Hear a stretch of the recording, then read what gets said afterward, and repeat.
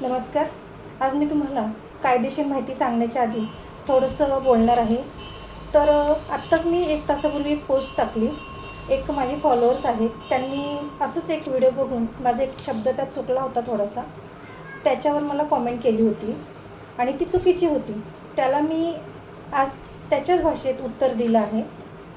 तर त्यांनी जाहीरपणे फेसबुकच्याच याला मला मेसेज करून माफी मागितली आहे.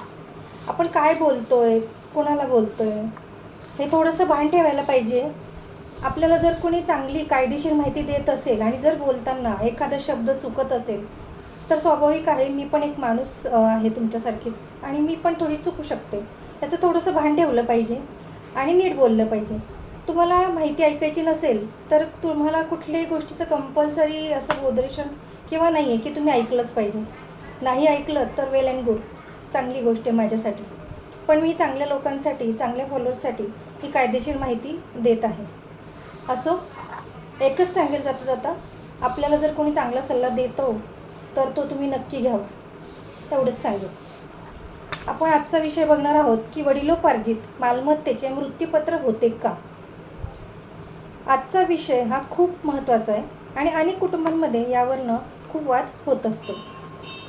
बऱ्याच लोकांना हा गैरसमज आहे की मालमत्ता माझ्या नावावर आहे म्हणजेच मी ती कोणालाही मृत्यूपत्र करून देऊ शकतो. पण कायद्यानुसार प्रत्येक मालमत्तेवर पूर्ण अधिकार असतोच असं नाही.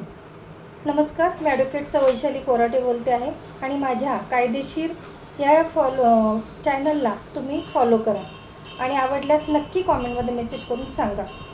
सर्वात आधी आपण वडिलोपार्जित मालमत्ता म्हणजे काय हे बघणार आहोत.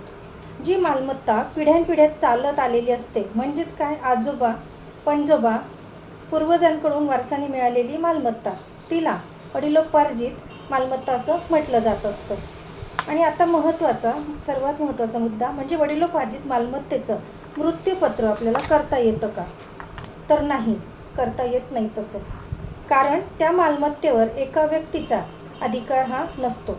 त्या मालमत्तेमध्ये मुलं, मुली आणि इतर वारसदार देखील हिस्सेदार असतात आणि त्यामुळे एकट्याला वडिलोपार्जित मालमत्तेचा तुम्हाला मृत्यूपत्र करता येत नाही. दुसऱ्याच्या नावावर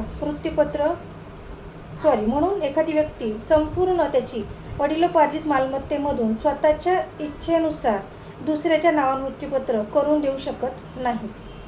पण स्वतःच्या हिश्श्याचं मृत्यूपत्र त्याला करता येतं. म्हणजेच काय, त्याला एखादा त्या मालमत्तेमध्ये वाटा मिळत असेल तर त्या वाट्याचं, तो स्वतःच्या वाट्याचं ते मृत्यूपत्र तो करू शकतो. तर हो, पण वडिलोपार्जित मालमत्तेमध्ये एखाद्या व्यक्तीच्या तितकेच कायदेशीर हिस्सा असेल तर फक्त त्याच्या हिश्श्यापुरतंच तो मृत्यूपत्र करू शकतो. आपण एखादं उदाहरण बघूया. समजा 4 वारसदार असतील आणि त्यापैकी प्रत्येकाला 25% हा हिस्सा मिळाला असेल तर त्या व्यक्तीला आपल्या स्वतःच्या 25% हिश्श्याचं त्याला मृत्यूपत्र हे करता येत असतं. तो त्याला अधिकार आहे, पण वारसांच्या हिश्श्यावर तो अधिकार गाजवू शकत नाही.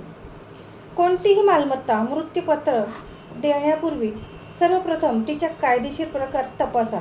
कारण चुकीचं मृत्यूपत्र भविष्यात मोठी कोर्ट केस किंवा कौटुंबिक वाद निर्माण हे करू शकतं. म्हणून टायटल सर्च रिपोर्ट, तसंच ते 7/12 उतारा आणि फेरफार उतारा हे सर्व नीट चेक करा आणि योग्य कायदेशीर सल्ला वकिलांचा नक्की घ्या. आपण आज याच्यामध्ये पाहिलं की वडिलोपार्जित आणि वडिलोपार्जित मालमत्तेचं संपूर्ण मृत्यूपत्र आपल्याला करता येतं का. तर नाही, ते करता येत नाही. स्वतःच्या हिश्श्याचं फक्त त्याला मृत्यूपत्र हे करता येत असतं. आपल्याला ही कायदेशीर माहिती कशी वाटली नक्की कॉमेंटमध्ये मेसेज करून सांगा आणि आवडल्यास नक्की माझ्या चॅनलला फॉलो करा. धन्यवाद.